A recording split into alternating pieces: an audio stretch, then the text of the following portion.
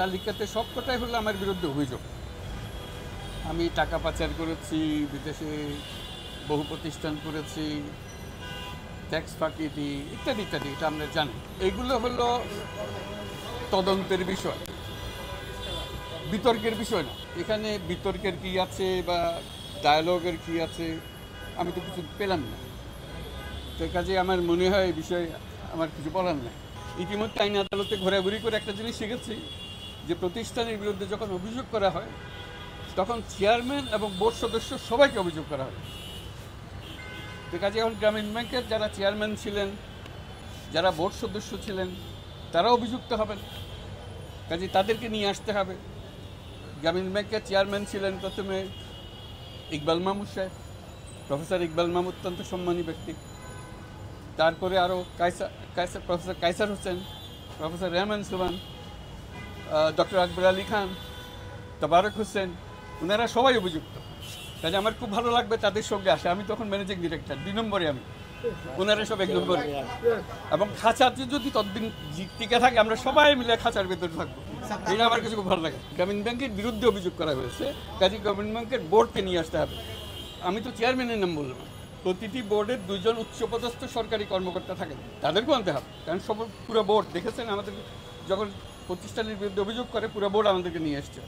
ঠিক আছে, চেয়ারম্যান 1 নম্বরে থাকবে, আমি 2 নম্বরে থাকবো, প্রথমবারের মতো। খুব ভালো লাগবে আমার কাছে।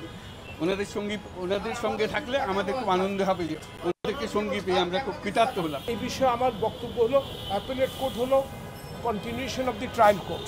ট্রায়াল কোর্টের এক্সটেনশন হলো অ্যাপিলেট কোর্ট।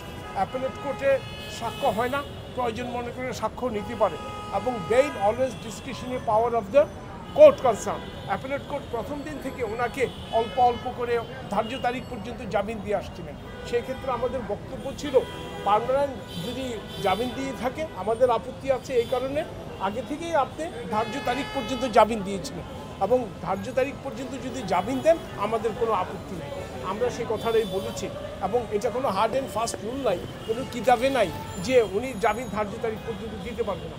এটা fully order of the description of the appellate court. উনি যদি এটাতে অ্যাগ্রিভড হতো, আজকে কয়টা ডেট পেল অ্যাপিলেট কোর্টে? উনি একটা ডেটের অর্ডার তো চ্যালেঞ্জ করেন নাই, উনি তো চ্যালেঞ্জ করতে পারবেন। যেমন আমরা প্রথম অর্ডারটা চ্যালেঞ্জ করেছি সঙ্গে সঙ্গে, যেহেতু দ্যাট ইজ এক্সপ্রেসলি ইলিগাল, আমরা সঙ্গে সঙ্গে হাইকোর্টে গিয়েছি, হাইকোর্টে স্টে দিয়েছে।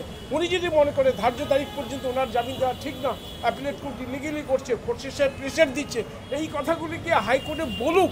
হাইকোর্টে যদি উনি আদেশ পায় আমরা খুশি, আমরা আমাদের কথা বলবো, কন্টেস্ট করবো। এখানে গ্যালারি শো করে দেন আপনি, আসলে উনি বলে এক, গ্যালারি শো করে আরেক। এই জাজমেন্টের বিরুদ্ধে তো আমার আপত্তিটা আমাদের বলতে হবে।